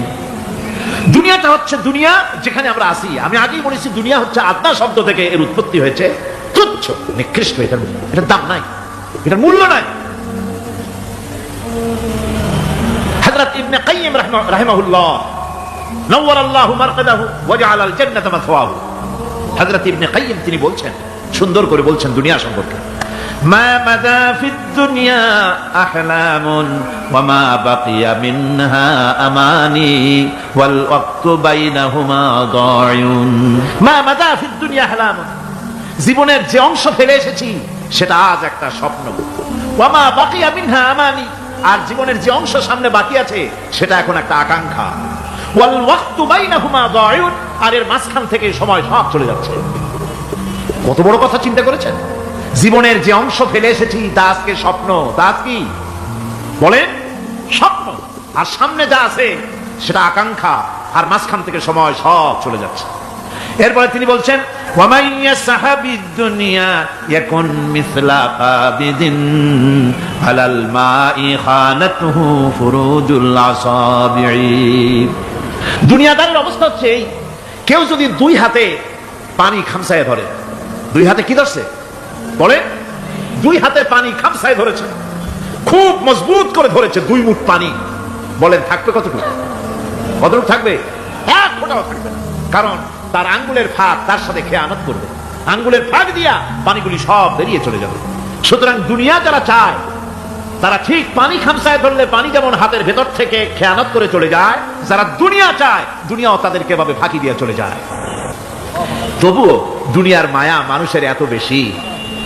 আল্লাহর নবী বলেন লাউ কানা লি ইবনি আদম ওয়াদিন মিন যাহাবিন লাহাব্বা ইয়াকুনা লাহু সানিন, এই পৃথিবীতে যদি কাউকে একটা মাঠ ভরে যদি সোনা দেওয়া যায়, লোকটা বলবে রব্বুল আলামিন আমি যদি আরেকটা মাঠ এরকম সোনা ভরা পেতাম, দ্বিতীয় আরেকটা মাঠ দেওয়া হলে আবার বলবে যদি তৃতীয় আরেকটা মাঠ সোনা ভরে যদি পেতাম। নবীজি বলেন ওয়ালা ইয়ামলাউ জাওফু ইবনু আদামা ইল্লা তুরাব, মানুষের পেট 3.5 হাত মাটি ছাড়া, কবরের মাটি ছাড়া মানুষের পেট ভরবে না। আরো চাই, আরো চাই, চাওয়ার কোনো শেষ নাই। মানুষ এভাবে করে দুনিয়ার মহব্বতে এমনি পাগল হয়ে যায়, শুধু দুনিয়ার মহব্বত, পরকালকে বেমালুম ভুলে যায়। আল্লাহ রাব্বুল আলামিন নবীজিকে ডেকে বলেছেন, নবী আপনি বলেন কুল মা কুনতু বিদআম মিনার রাসূল, আপনি বলুন আমি কোন নতুন রাসূল নই, আমার আগে অনেক নবী রাসূল পৃথিবীতে এসেছেন, তারা বিদায় হয়ে গেছেন। আমি জানি না কিয়ামতের দিন আল্লাহ রাব্বুল আলামিন আমার সাথে কি ব্যবহার করবেন, আর আমি এও জানি না যে কিয়ামতের দিন আল্লাহ পাক তোমাদের সাথে কি ব্যবহার করবেন। এই আয়াত নাযিল হওয়ার পর আল্লাহর হাবিব তার মেয়েকে ডাকলেন, জামাইকে ডাকলেন, নাতিদেরকে ডাকলেন, আহলে বাইতদেরকে ডাকলেন, আর বললেন ও আমার মেয়ে কলিজার টুকরা ফাতেমা গো শোনো, কেবলমাত্র আয়াত নাজিল হয়ে গেল, আল্লাহ পাক আমাকে শোনাচ্ছেন কিয়ামতের দিন আমি জানি না আমার সঙ্গে কি ব্যবহার করা হবে, আর এও জানি না যে তোমাদের সাথে কি ব্যবহার করা হবে। ও আমার কলিজার টুকরা মেয়ে ফাতেমা, কিয়ামতের দিন মুহাম্মদ সাল্লাল্লাহু আলাইহি ওয়াসাল্লামের মেয়ে, এই হিসাবে তোমার নাজাতের ফয়সালা হবে না। ও আমার কলিজার টুকরা নাতি হাসান আর হোসেন, কিয়ামতের দিন মুহাম্মদ সাল্লাল্লাহু আলাইহি ওয়াসাল্লামের নাতি হিসাবে ফয়সালা হবে না। ও আমার জামাই হযরতে আলী, কিয়ামতের দিন আমার জামাই হিসাবে নাজাতের ফয়সালা হবে না। আমল যদি ভালো হয় ফয়সালা ভালো হবে, জান্নাতে চলে যাবে। আমল যদি খারাপ হয়, কার নাতি কার জামাই দেখা হবে না। সুবহানাল্লাহ। কঠিন কিয়ামতের মাঠ। এই পরকালের বিশ্বাস যদি কলিজার মধ্যে ঢোকে, মানুষ ভালো হয়ে যাবে। কম সুবহানাল্লাহ। ওই যে মক্কার জীবনে ওই সমস্ত মানুষগুলি যারা চুরি করত, ডাকাতি করত, জিনা করত, বদমাশি করত, যারা শয়তানি করত, যারা মানুষকে খুন করত, এই মানুষগুলি এত ভালো হয়ে গেল। যারা চুরি ছেড়ে দিল, ডাকাতি ছেড়ে দিল, জিনা ব্যভিচার ছেড়ে দিল, এত ভালো হয়ে গেল। পৃথিবীর মধ্যে সেরা মানুষ তারা হয়ে গেলেন। জোরে বলেন সুবহানাল্লাহ। নবীর সাহাবীরা পৃথিবীর শ্রেষ্ঠ সন্তান, নবীর সাহাবীরা পৃথিবীর সেরা মানুষ, তাদের চাইতে সেরা মানুষ নবীদের পরে আর কেউ হতে পারে না। জোরে কোন সুবহানাল্লাহ। নবীর পরে পৃথিবীতে শ্রেষ্ঠ মানুষ কারা? সাহাবায়ে কেরাম রিদওয়ানুল্লাহি তাআলা আলাইহিম আজমাইন। ওনারা তো কুফরের মধ্যে ছিলেন, শিরকের মধ্যে ছিলেন, চুরি ডাকাতি জিনা ব্যভিচার এমন কোনো পাপ নাই যা করা হয়নি। তারপরে যখন আল্লাহর নবীর কাছ থেকে তাওহীদ, রিসালাত ও আখিরাতের দাওয়াত পেলেন, কি সোনার মানুষ এক একজন হয়ে গেলেন। সুবহানাল্লাহ। যারা ছিলেন নারীর সতীত্বের জন, তারা হয়ে গেলেন নারীর সতীত্বের পাহারাদার। যারা মানুষের মাল চুরি করত, ডাকাতি করত, তারা রাতভর মানুষের মালের পাহারা দিল, মানুষের রক্তের পাহারা দিল। সুবহানাল্লাহ বিহামদি। রক্ত সম্পদের পাহারা দিল। রাসূল বললেন, খায়রুল কুরুনে কারনি, সর্বশ্রেষ্ঠ যুগ তো আমার যুগ। বন্ধুগণ, এরপরে একটা জীবন আসবে ওই কিয়ামতের ময়দানে। এই পরকালের বিশ্বাসটা গুরুত্বপূর্ণ ব্যাপার। আমাদের সব কিছুর হিসাব দেওয়া লাগবে। আল্লাহ পাক বলেন, ইন্নাস সামআ ওয়াল বাসারা ওয়াল ফুআদা কুল্লু উলাইকা আনহু মাসউলা। নিঃসন্দেহে মানুষের শ্রবণ শক্তি, দর্শন শক্তি এবং তার অন্তঃকরণের কল্পনা সম্পর্কে আল্লাহ রাব্বুল আলামিনের কাছে জিজ্ঞাসিত হতে হবে। কান দিয়া কি করেছিলা, চোখ দিয়া কি করেছিলা, মুখ দিয়া কি করেছিলে, হাত দিয়ে কি করেছিলে, সবকিছুর জবাব আল্লাহ রাব্বুল আলামিনের কাছে দিতে হবে। সবটার জবাব দিতে হবে, কোনো কিছু বাদ যাবে না। এমনকি মনের ভিতরে যে কল্পনা আমরা করি, এই কল্পনার হিসাব আল্লাহর দরবারে দিতে হবে। কোরআনে কারীম বলছে, ওয়া ইন তুবদু মা ফি আনফুসিকুম আও তুখফুহু ইউহাসিবকুম বিহিল্লাহ। মনের ভিতরে তুমি যেটা কল্পনা করো সেটা প্রকাশ করো, অথবা তুমি গোপন রাখো, যাই তুমি করো না কেন, আল্লাহ রাব্বুল আলামিন এর হিসাবও তোমার কাছে নেবেন। ফায়াগফিরু লিমান ইয়াশা ওয়া ইউআযযিবু মান ইয়াশা ওয়াল্লাহু আলা কুল্লি শাইইন কাদির। মহান আল্লাহ পাক বলেন, করার পর তোমার মনের ভিতরে কি কল্পনা করেছিলে ওইটার হিসাব আমি নেব। হিসাব নেওয়ার পর যারে খুশি ক্ষমা করে দেব, যাকে খুশি শাস্তি প্রদান করব। সবকিছুর উপরে আল্লাহ রাব্বুল আলামিন শক্তিমান, সব তিনি করতে পারেন, সমস্ত কুদরত রয়েছে তার। সুতরাং মানুষদেরকে, আল্লাহর বান্দাদেরকে বিশ্বাস করতে হবে যে আমার কোনো কথা বাদ যাবে না, কথাগুলি রেকর্ড হচ্ছে, কথা রেকর্ড হচ্ছে। এই পৃথিবীতে আসার পর আমাদের হায়াত তো বাড়ছে না, বরং হায়াত প্রতি মুহূর্তে কি হচ্ছে? লোকেরা বলে হায়াত বাড়ে, হায়াত তো বাড়ে না। হায়াত কি হয়? জন্মের পরের থেকে আমার জন্য রিজার্ভ আছে যতটুকুন, 50 বছর বাঁচবো, 60 বছর বাঁচবো, যতটুকুন হায়াত আমার জন্য নির্ধারিত করা আছে, নির্ধারণ করা আছে, প্রতিদিন একদিন করে কমে যেতেছে। এজন্য আমি বলি, আমার বাড়িতে যে ঘড়িটা আছে, এই ঘড়িটা বেলা 1টার সময় ঢং করে একটা আওয়াজ দেয়, শ্রোতাকে শুনিয়ে দেয়, বাড়িওয়ালা তোমার জীবনের মূল্যবান হায়াত থেকে 1 ঘন্টা কমায়া দিলাম। 2টার সময় 2টা ঘন্টা লাগায় শোনায় দিল, বান্দারে তোমার জীবনের মূল্যবান সময় থেকে 2টি ঘন্টা কমে গেল। এমনি করে দিন গেল, মাস গেল, বছর গেল, আমাদের হুঁশ হলো না। সময় চলে গেল তাস খেলে খেলে, সময় চলে গেল আমাদের খেলাধুলা করে, শয়তানি বদমাশি করে। সময় কতটুকুন পেলাম? কিয়ামতের দিন, বিচারের দিনটা যেটা হবে, আল্লাহ রাব্বুল আলামিন বলেন বিচারের দিনটাই লম্বা হবে 50 আলফা সানা মিম্মা তাউদ্দুন। বিচারের দিনটা লম্বা হবে কত বছর? 50,000 বছর। কত বছর? দুনিয়ায় যেভাবে তুমি হিসাব করো, দুনিয়ার গণনা অনুযায়ী হাসরের বিচারের দিনটা হবে 50,000 বছরের মতো লম্বা। এক কিতাবে দেখেছি, তিনি লিখেছেন হিসাব করে, কিয়ামতের ওই দিনটার হিসাবে 50,000 বছর একটা দিন লম্বা। ওই হিসাবে পৃথিবীতে যারা 60 বছর বাঁচলো, সে যেন আখিরাতে 2 মিনিট দুনিয়ায় বাঁচলো। চিন্তা করেছে? মাত্র 2 মিনিট। 60 বছর যারা হায়াত পেল, 2 মিনিট বাঁচলো। এই 2 মিনিটের জন্য কত হাঙ্গামা, কত মারধর, কত সন্ত্রাস, ক্ষমতার জন্য লড়াই, ঠ্যাং করেঙ্গে ত্যাং করেঙ্গে, লাঠি কে আন্দার মুগুর ভরেঙ্গে। শক্তির ঠেলায় অস্থির। আমার বন্ধুগণ, সময় চলে যাচ্ছে, স্রোতের মতো করে কারোর জন্য সময় অপেক্ষা করতেছে না। আমাদের মৃত্যু প্রতি মুহূর্তে কাছে চলে আসতেছে। এই জন্য শায়ের বলেছেন, আগাহা আপনি মৌত সে কোই বাশার নেহি, আগাহা আপনি মৌত সে কোই বাশার নেহি, সামা সো বরস কে হ্যাঁ পল কি খবর নেহি। মৃত্যু সম্পর্কে আমাদের কারো জানা নাই, যে কোনো মুহূর্তে মৃত্যু আমাদের কাছে এসে যেতে পারে। মৃত্যু সম্পর্কে কিছুই জানা নাই, অথচ প্রতি মুহূর্তে আমরা মৃত্যুর দিকে এগিয়ে চলছি। মাল সামান 100 বছর কি ধরে খাবো তাও জমা করে রেখেছি, কিন্তু এক মুহূর্তের খবর নাই। মাহফিলে এসেছি, বাড়ি যেতে পারবো নিশ্চয়তা নাই। আছে? বলেন আছে? আপনি বাড়ি যাও ভালো, বসেছেন, দাঁড়াতে পারবেন, এই নিশ্চয়তা আছে? নাই। সুতরাং সূরাটিতে সময়ের উপরে কসম করে মূলত সময়ের অপরিসীম গুরুত্ব সম্পর্কে আল্লাহ পাক মানুষকে বুঝাই দিতেছেন। সময়ের দাম দাও। আমাদের সময় চলে যায় গান শুনতে শুনতে, আশ্চর্য মলম বিক্রি করা দেখতে দেখতে, তাস পাশা খেলতে খেলতে। সময় চলে যায়, কেউ খেয়াল করে না। সময় বলতে অতীত কালও হতে পারে, আবার বর্তমানও হতে পারে। আর বর্তমান কাল কোনো কালই না। বর্তমান কাল কোনো কাল নয়। প্রতি মুহূর্তে ভবিষ্যৎ এসে বর্তমান হয়, আর প্রতি মুহূর্তে বর্তমান কি হয়? অতীত হয়ে যায়। বর্তমান কাল বলে কোনো কাল নাই, প্রতি মুহূর্তে অতীত হয়ে যাচ্ছে। এই যে আমি মাহফিলে বসছিলাম প্রথম এসে, ওইটা কি এখনো বর্তমান আছে? এই যে বর্তমান কথা বলছি, এটা অতীত হয়ে যাচ্ছে। সুতরাং বর্তমান কাল নাই। আল্লাহ পাক অল আসরে সময়ের কসম করে বলছেন। যদি আমরা চিন্তা ভাবনা করি তাহলে আমরা লক্ষ্য করব আমাদের আসল মূলধন সময়। আসল মূলধন কি? জীবনের আসল মূলধন কি? সময়। ইমাম রাজি রহমতুল্লাহ আলাইহি এই পর্যায়ে এক বুজুর্গের ব্যক্তির কথা তিনি আলোচনা করেছেন। তিনি বলেছেন যে একটা লোক, তিনি সূরা আল আসর এর ব্যাখ্যা তিনি বুঝতেছিলেন না। ব্যাখ্যাটা এই মাথার মধ্যে ঘুরপাক খাচ্ছিল, এর ব্যাখ্যা কি? একবার তিনি বাজারে ঢুকলেন, তারপরে তিনি শুনতে পেলেন বাজারের এক প্রান্ত থেকে একজন চিল্লায় বলতেছে, সেই ব্যক্তির উপরে রহম করো যার পুঁজি গলে যায়, সেই ব্যক্তির উপরে রহম করো যার পুঁজি গলে যায়। উনি চিন্তা করলেন পুঁজি এবার গলে কেমনে?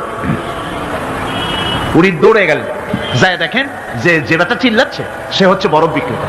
কি বিক্রেতা? বরফ আইস। এখন এই বরফ বিক্রেতা সে চিল্লায় বলতেছে, সেই ব্যক্তির উপরে রহম করো যার পুঁজি কি গলে যায়। সূর্যের তাপ বাড়তেছে আর বরফ গলে যাচ্ছে।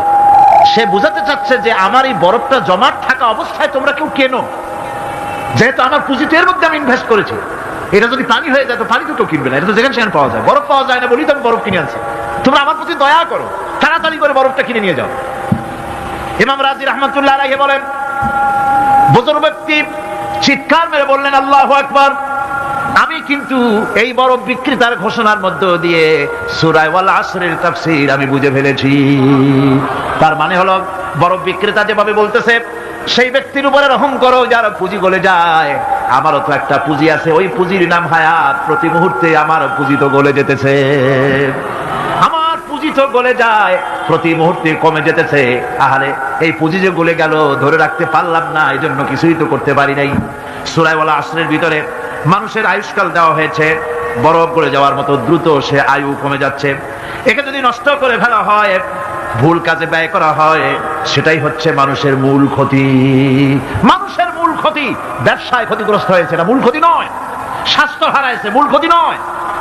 রাজনীতিতে ব্যর্থ হয়েছে, মূল ক্ষতি নয়। জীবনে মন্ত্রিত্ব হারাইছে, মূল ক্ষতি নয়। মূল ক্ষতি প্রতি মুহূর্তে সময় নষ্ট হচ্ছে, এটাই মূল ক্ষতি। ভাইরা, কিয়ামতের দিন জান্নাতীদের কোনো দুঃখ থাকবে না, সকলের দুঃখ থাকবে। জান্নাতীদের কোনো দুঃখ থাকবে নাকি? থাকবে, থাকবে। জান্নাতীদের মনের মধ্যে একটা দুঃখই থাকবে। ভালো করে শুনুন, জান্নাতীদের মনের মধ্যে একটা দুঃখই হবে।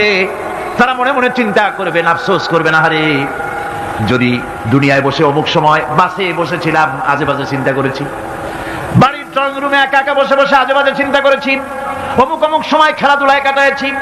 এই সময়গুলিতে যদি সুবহানাল্লাহ, আলহামদুলিল্লাহ, লা ইলাহা ইল্লাল্লাহ, আল্লাহু আকবার এই তাসবিহ যদি পড়তাম, জিকির আজগার করতাম, জান্নাতের ভিতরে আরো নিয়ামত লাভ করতে পারতাম। সময়টা তো কাজে লাগাইলাম না। মানুষের সব তো, মুমিনের সব কাজে সব। ওয়াকুলু লিন-নাসি হুসনা, মানুষের সঙ্গে ভালো ভালো কথা কও, মানুষের সঙ্গে হাসি মুখে কথা কও। একজনের সাথে হাসি মুখে কথা বললেন, আপনার একটা সদকা দেওয়ার মতো সমান সওয়াব আমলনামায় লেখা হয়ে গেল। ভালো ভালো কাম করো। বন্ধুগণ, সময় দ্রুত গতিতে চলে যাচ্ছে, মানুষের জীবন ক্ষতিগ্রস্ত হচ্ছে। ক্ষতি থেকে বাঁচতে পারবে 4টা গুণ যার মধ্যে আছে, বাকি সব ক্ষতিগ্রস্ত হয়ে যাবে। আমার ভাইরা, এই কথাগুলি বলে আল্লাহ পাক যেন এরকম একটা দৃষ্টান্ত দিলেন। আপনি যদি পরীক্ষার হলে গিয়া দেখেন, ছাত্ররা পরীক্ষা দিতেছে, পরীক্ষার জন্য নির্ধারিত সময় কতটুকুন? 3 ঘন্টা। 3 ঘন্টা। আপনি গিয়ে দেখলেন কোন একজন পরীক্ষার্থী পরীক্ষা দিতে গিয়ে আর একদিকে তাকায় আছে, আকাশের তারা গুনতেছে, অথবা সে গল্প করতেছে, অথবা পরীক্ষা বাদ দিয়ে আজে বাজে কিছু লিখতেছে। আপনি যেমন তাকে, ওই ছেলেটাকে আনবো না, গাফেল ছেলেটাকে ঘড়ির দিকে তাকায় বলেন, এই ছেলে ওই ঘড়ির দিকে তাকাও, দেখো তোমার সময় কিন্তু চলে যেতেছে মাত্র 1 ঘন্টা, আর তুমি সময় নষ্ট করতেছ। আল্লাহ যেন স্নেহ পরবশে তাম পৃথিবীর গোলামদেরকে, বান্দাদেরকে আঙ্গুল নির্দেশনা দিয়ে বলছেন, বান্দারা প্রতি মুহূর্তে তোর জীবনের মূল্যবান সময় চলে যেতেছে, প্রতি মুহূর্তে সময় যাচ্ছে। আল ইনসান, ইনসান বলতে শুধু মুসলমান না, ইনসান বলতে কি মুসলমান শুধু না, আল ইনসান মানব মণ্ডলী, বিশ্বের সমস্ত মানুষকে আল্লাহ বলছেন, হিন্দু, খ্রিস্টান, বৌদ্ধ, নাসারা, ইহুদি, মজুসি, মুসলমান, বিশ্বের সব মানুষকে আল্লাহ বলছেন। যেহেতু আল্লাহ স্রষ্টা, মানুষের ব্যাপারে সার্বিক কল্যাণময় কথা কে বলতে পারেন? কে বলতে পারেন? সে আল্লাহ রাব্বুল আলামিন বলছেন, সময় চলে যাচ্ছে ও পৃথিবীর মানুষেরা। এই মানুষ বলতে আল্লাহ রাব্বুল আলামিন কোন ব্যক্তি, কোন গোষ্ঠী, কোন জাতিকে বলেন নাই, বলেছেন সমগ্র মানবতাকে। এর অর্থ হচ্ছে সূরাটিতে উল্লেখ্য 4টি গুণ যদি আমল করতে পারে লোকেরা, যেই ব্যক্তি করবে, যেই সমাজ করবে, যেই রাষ্ট্র করবে, যেই গোষ্ঠী করবে, যেই জাতি করবে, তারাই ক্ষতি থেকে বেঁচে যাবে। আর যারা করবে না তারা ক্ষতিগ্রস্ত হবে। কি হবে বলুন? এখন আল্লাহ পাকের কথা শুনুন। আল্লাহ পাক বলছেন, ওয়াল আসরি ইন্নাল ইনসানা লাফি খুসর। খুসরিন, এই যে খুসর, খাসারা, এই শব্দটা হচ্ছে আবিধানিক অর্থে ক্ষতি হচ্ছে লাভের বিপরীত। লাভের বিপরীত কি? ক্ষতি। নাফা, এই নাফার বিপরীত কি? নোকসান। খাসারাটা কি? নোকসান বলা হয় পুঁজি 50,000 খাটাইছিলাম, লাভ করতে পারি নাই, পুঁজি ঠিক আছে, এটাকে বলা হয় নোকসান। এটাকে কি বলা হয়? নোকসান। কিন্তু আমি পুঁজি খাটিয়েছিলাম 50,000 টাকা, লাভ তো হয়ই নাই, পুঁজিও চলে গেছে, আমও গেছে, সালাও গেছে, আমও নাই, সালাও নাই। এইটারে আরবিতে কি বলা হয়? খাসার, দেউলিয়া। দেউলিয়া হয়ে গেছে। দেউলিয়াটা বোঝেন ভালো আপনারা, দেউলিয়া হয়ে গেছে। কোরআন লাভ বা সাফল্যের ধারণা যেমন নিছক পার্থিব নয়, সমৃদ্ধির কথা শুধু পার্থিব নয়, জন্ম থেকে শুরু করে মৃত্যু পর্যন্ত। কোরআনের লাভের কথা যখন বলা হয় তখন জন্ম থেকে মৃত্যু পর্যন্ত, আখিরাত পর্যন্ত, কিয়ামত পর্যন্ত। ক্ষতিটাও জন্ম থেকে শুরু করে মৃত্যু পর্যন্ত, কিয়ামত পর্যন্ত ক্ষতিটাও। এই ক্ষতি থেকে বাঁচাবার জন্য কোরআনে কারিমে বিভিন্ন জায়গায় এই খাসারা শব্দ ব্যবহার করা হয়েছে। আল্লাহ রাব্বুল আলামিন বলছেন, ওয়ামান খাফফাত মাওয়াজিনুহু ফাউলাইকাল্লাযীনা খাসিরু আনফুসাহুম বিমা কানু বিআয়াতিনা ইয়াযলিমুন। যাদের পাল্লা ভারী হবে কিয়ামতে তারাই হবে সফলকাম, আর যাদের পাল্লা হালকা হবে, নেকির পাল্লা, নেকির পাল্লা যাদের হালকা হবে তারা হবে ক্ষতিগ্রস্ত। তারা নিজেদের ক্ষতি নিজেরাই ক্ষতি সাধনকারী হবে কিয়ামতের দিন। কাজে মানুষের জীবনের সমুদয় কার্যাবলীর ভালো অংশ যদি খারাপ অংশের উপরে বিজয়ী হয়, তারপরে খারাপ অংশ পাওনাদারদের দিয়ে টিয়া, এরপরে যদি নেকি কিছু বাকি থাকে, তাহলে বোঝা গেল লোকটা কিয়ামতে নাজাত পাবে। আর যদি ভালো কাজের উপরে খারাপ কাজ বিজয়ী হয়ে যায় আর সমস্ত পাওনাদারদেরকে পাওনা মিটাইয়া তারপরেও পাপ বাকি থেকে যায়, এক চাইতে খাসারা পৃথিবীতে, আকাশে, জমিনে কিছু আর হবে না। এর থেকে বাঁচার জন্য আল্লাহ পাক এই খাসারা থেকে বাঁচার জন্যই মানুষকে এই কথা বলছেন। এই কথাটি কোরআনে কারিমের অন্য একটি আয়াতে আরো সুন্দর করে বলা হয়েছে, যারা নাকি এই দুনিয়ার বুকে যারা নিজেদের পুঁজি খাটাইছে, জীবনের পুঁজি সুদ কামাইতে খাটালো, জীবনের পুঁজি খাটালো হারাম কামাইয়ের ভিতরে, অন্যায় কাজের ভিতরে, যারা জীবনের পুঁজিকে আল্লাহর দ্বীনের কাজে লাগাতে পারে নাই, তাদের সম্পর্কে বলা হচ্ছে খাসিরাদ দুনিয়া ওয়াল আখিরাতা যালিকা হুয়াল খুসরানুল মুবিন। খাসিরাদ দুনিয়া ওয়াল আখিরাহ, দুনিয়াও ক্ষতিগ্রস্ত, আখিরাতেও ক্ষতিগ্রস্ত। এটা হচ্ছে তার জন্য সুস্পষ্ট ক্ষতি, এর থেকে বড় ক্ষতি আর কিছুই হতে পারে না। আল্লাহ পাক কোরআনে কারীমে অন্যত্র বলেছেন, ওয়া নুনাজ্জিলু মিনাল কুরআনি মা হুয়া শিফাউন ওয়া রাহমাতুন লিল মুমিনিন ওয়া লা ইয়াজিদু যালিমিনা ইল্লা খাসারা। আমি এই কোরআন অবতরণের পরিক্রমায় এমন সব বিষয় অবতীর্ণ করেছি যা মুমিনদের জন্য নিরাময় এবং তাদের জন্য রহমত, আর জালিমদের জন্য ক্ষতি ছাড়া আর কিছুই বৃদ্ধি পায় না। জালিমদের জন্য ক্ষতি বৃদ্ধি পায়, আর যারা মুমিন তাদের জন্য এর মধ্যে নিরাময় আছে, এর মধ্যে রহমত আছে। অর্থাৎ যারা এই কোরআনকে যারা নিজেদের আইনের কিতাব হিসেবে গ্রহণ করেছে, কোরআনকে তাবিজের কিতাব হিসেবে নয়, ধর্মীয় কিতাব হিসেবে নয়, কোরআন সংবিধান। কোরআন কি? কোরআনকে যারা সংবিধান হিসেবে মেনে নিয়েছে, কোরআনকে যারা সংবিধান হিসেবে গ্রহণ করলো, ব্যক্তি, পরিবার, সমাজ, রাষ্ট্রে তাদের যাবতীয় মানসিক, বুদ্ধিবৃত্তিক, নৈতিক, তামাদ্দুনিক রোগের নিরাময় হবে, এর দ্বারা শান্তি হবে। কিন্তু যেসব জালিম এই কোরআনকে প্রত্যাখ্যান করেছি, কোরআনকে যারা মৌলবাদীদের কিতাব বলে, কোরআনের কথা বললে মৌলবাদ বলে গাল দেয়, তারা তাদের কপালকে পোড়াইয়া ছাই বানাইয়া দিছে, তাদের কপাল ভস্মীভূত করে দিয়েছে।